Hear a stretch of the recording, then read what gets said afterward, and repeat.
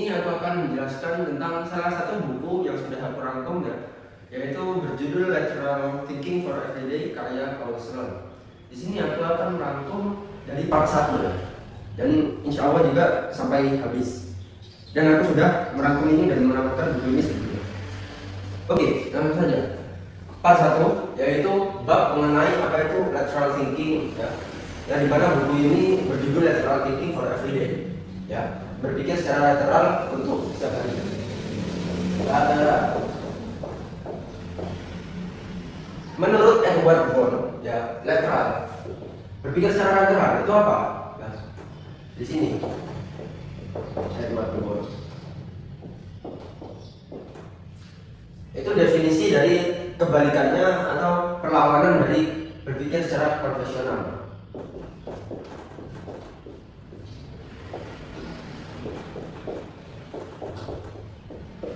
Apa itu berpikir secara lateral dan berpikir secara konvensional dan lateral ya, perbedaannya terletak pada ketika kita ya, berpikir secara konvensional. Nah, ini merujuk pada pemecahan masalah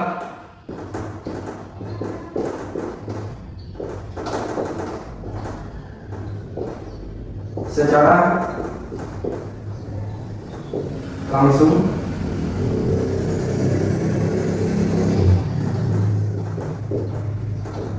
Nah, konvensional itu adalah pemecahan masalah secara langsung dan logis pastinya, tidak monoton, tidak konyol dan lain sebagainya. Berbeda dengan lateral. Di sini cenderung ya berpikir secara horizontal. Mereka berpikir yang memang seperti abstrak dan logis banget untuk dipikirkan. Oh begini, hasilnya begini ya. Beda dengan lateral. Jika lateral pemecahan masalah itu sangat banyak sekali. Misal ya, di sini contoh. Ya. Bagaimana jika aku menjual benar-benar? Di sini aku akan mendefinisikan seperti halnya kafe saja lah. Aku ingin membuat kafe elit ya di PIK. Wah, gimana itu ya? Nah, modal awal yang aku harus butuhkan kurang lebih 3M. Ya. Nah, ketika aku berpikir secara konvensional, nah, ini langsung saja berapa nominal konsisten ya pendapatan yang harus dihasilkan per bulan. Saya misalnya jadi modal misalkan 3M. Nah, itu sebulannya itu kita bisa di training bisa sampai berapa? Modal dan laba bersihnya itu berapa? Nah, di sini dan kita bisa saja menemukan kapan dia akan cenderung balik modal.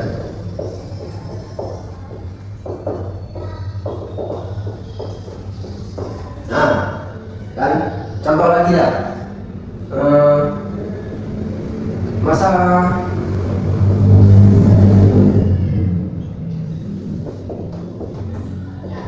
berapa lama ya, masa penyusutan estimasi berapa lama ya, karena ini ada ya, yang namanya suatu properti yang nyata, itu real estate, itu memiliki estimasi di mana bahan atau barang-barang tersebut seperti bangunan itu membutuhkan renovasi setiap bulannya atau setiap tahunnya. Nah, di sini aku akan menjelaskan tentang lateral. Lateral itu cenderung berpikirnya itu seperti bisa dibilang itu orang konyol, bisa dibilang orang sangat egois, yang aslinya itu pemikiran mustahil yang dipikirkan oleh orang lain dan cenderung membuang-buang waktu. Padahal di sini itu membuka peluang bagaimana mereka berpikir secara inovasi yang lebih spontan, kan?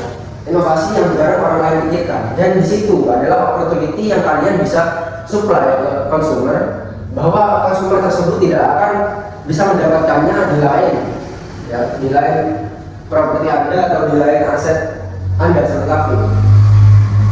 Nah, di sini langsung saja teman-teman ya. Kalau aku memikirkannya natural itu sebagai langsung saja, sebagai mana jika. Bagaimana jika modal ini, modal kafe hanya kan sekitar 200 juta saja. Modal 3M, ini kafe elit ya guys. Nah, modal yang aku tanyakan itu adalah bagaimana jika modal kafe hanya membutuhkan uang 200 juta untuk membangun kayak gini. Secara orang yang berpikir profesional, ini adalah hal bodoh yang bisa dipikirkan namun sedikit mustahil, karena setiap program pembisnis real estate itu ada estimasinya lain-lain. Tidak bisa kalian merangkum bahwa 3 tahun ya real estate kalian itu menghasilkan secara spontan konsisten, misalkan 15 juta per tahun. Nah, itu tidak bisa konsisten sampai 3 tahun, sampai 5 tahun. Itu kan tergantung dari manajemen kalian dan aset kalian itu bagaimana cara penggerakannya. Nah, bagaimana jika modal kafe hanya membutuhkan 200 juta? Coba aku jawab ya, karena aku berpikir secara natural. Nah, answer. Mungkin dengan tak ada yang menyewa ya, meskipun agak terlihat mustahil, masih bisa dipikirkan jika modalnya 200 juta. Namun ini modal yang sangat ya egois, namun possible untuk dilakukan. Transfer karena sewa atau bangunan sewa. Oh ya, bangunan sewa saja. Wah, alat-alatnya beli nggak apa-apa, ini tidak capai 50 juta lah kalau dibilang dengan alat-alatnya kayak alat-alat untuk barista, alat-alat untuk kursi meja, properti lain. Makanya beli ya, karena kita bisa berbeda-beda. Ketika kita punya modal 200 juta, misal kita setiap penyewaan itu menghabiskan uang modal cuma 50 juta.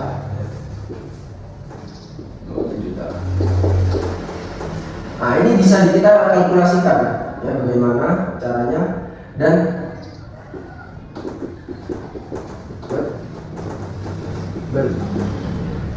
saran saya modal seperti ini ya, ini bisa saja, namun kita membutuhkan supply ya, yaitu hutang atau investor. Lalu lebih baik mana ketika kita itu membuka kafe yang equity-nya hanya dengan 200 juta daripada hutang atau investor? Bagaimana? Menurutku ada dua-duanya itu baik ya. Namun di sini pasti ada kelebihan dan kekurangan ya. Di sini kita juga harus ya, menghitung masalah inflasi, masalah pajak dari hutang tersebut, ya bunga, dan kepercayaan investor. Jika kalian lapaknya ini sudah meluas, minimal 10 cabang, dan kalian bisa mempresentasikan ke investor secara yakin, bisa saja 80% investor menyuplai dana sekitar bisa jadi 3M, bisa jadi hanya 100 juta. Itu kan membeli equity sebagian dari kalian. Nah, di sini juga ada lagi bagaimana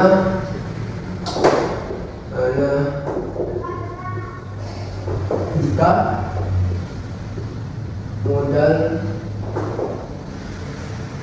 jika kafe ini tidak laku. Nah, di sini kan definisi lateral itu bisa juga mirip-mirip seperti konvensional, namun jawabannya agak nyeleneh ya. Nyeleneh bukan berarti dia itu bermaksud ecek-ecek atau bagaimana. Nyelenehnya itu lebih ke arah vertikal, berpikir bukan horizontal. Nah, di sini mesti bagaimana jika kafe ini tidak laku ya.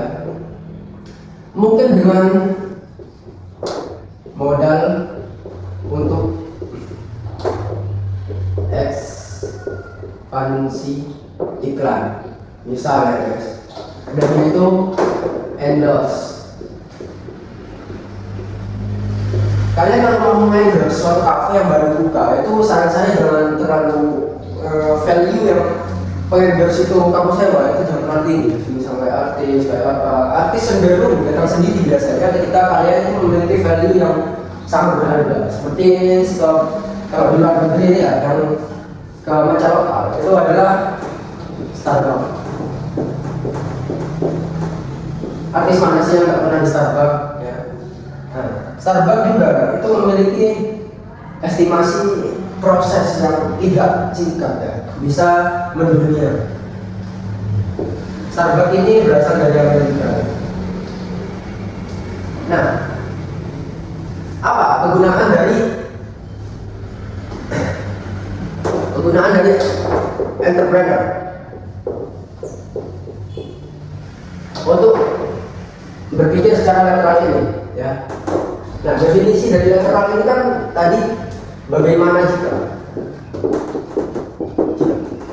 kalau di konvensional ya,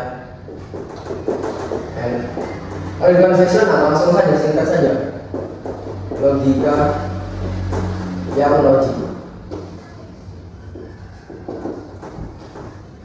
Nah, jiwa entrepreneur, misalkan saya ini suka di bidang ekspor dan impor. Oke, aku ingin membuat jasa distribusi barang bagi UMKM setempat.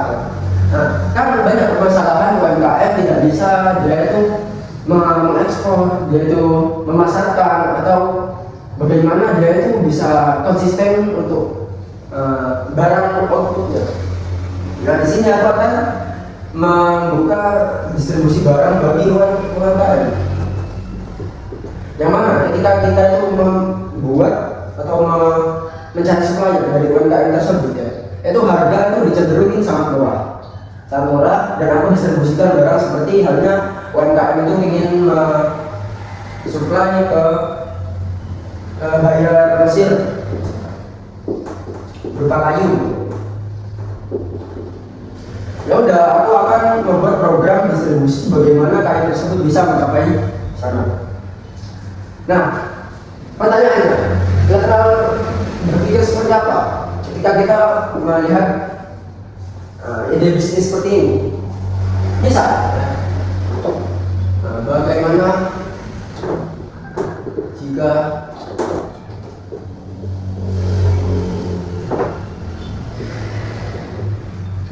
yang trust ya. Karena suatu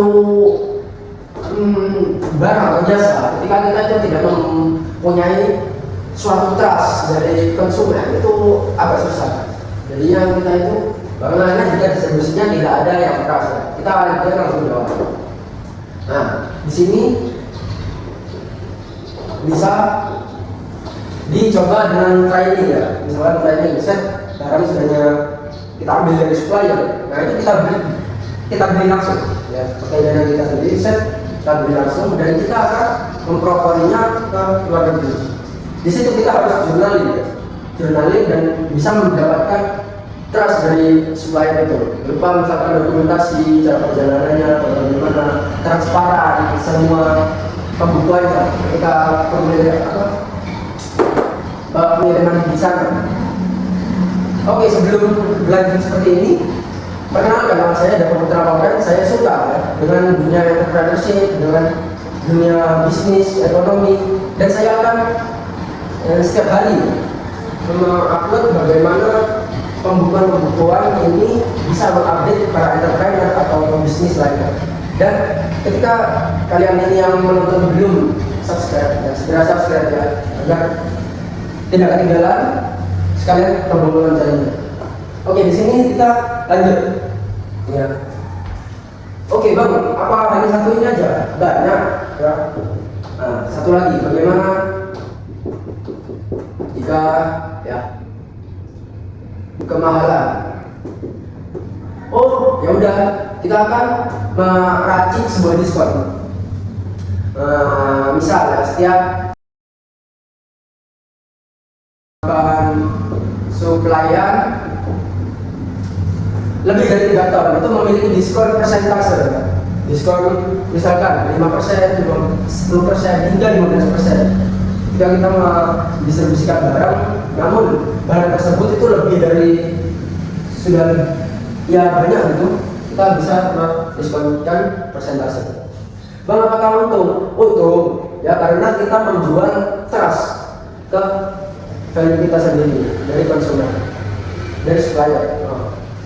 Dan supplier itu akan balik ya, ketika kita itu memiliki misalkan pelayanan yang super cepat ya, spek pelayanan yang amanah dan pastinya, dan tidak membutuhkan kreditan apa gitu, karena kita tuh membuka lowongan jasa ya, lowongan jasa di bidang distribusi barang, di mana UMKM tersebut hanya memprovokasi kita untuk sebagai produsen, dan kita yang tidak mau repot lagi.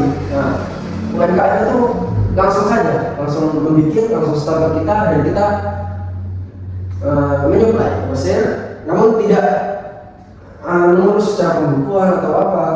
Nah, itu kita bisa disebut juga sebagai forwarder.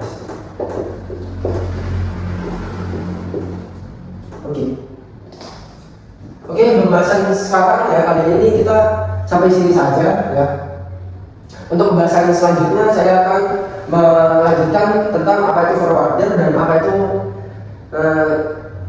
part 2-nya di buku ini, menyambungkannya ke bidang ekspor dan impor dan entrepreneur. Oke, terima kasih. See you again.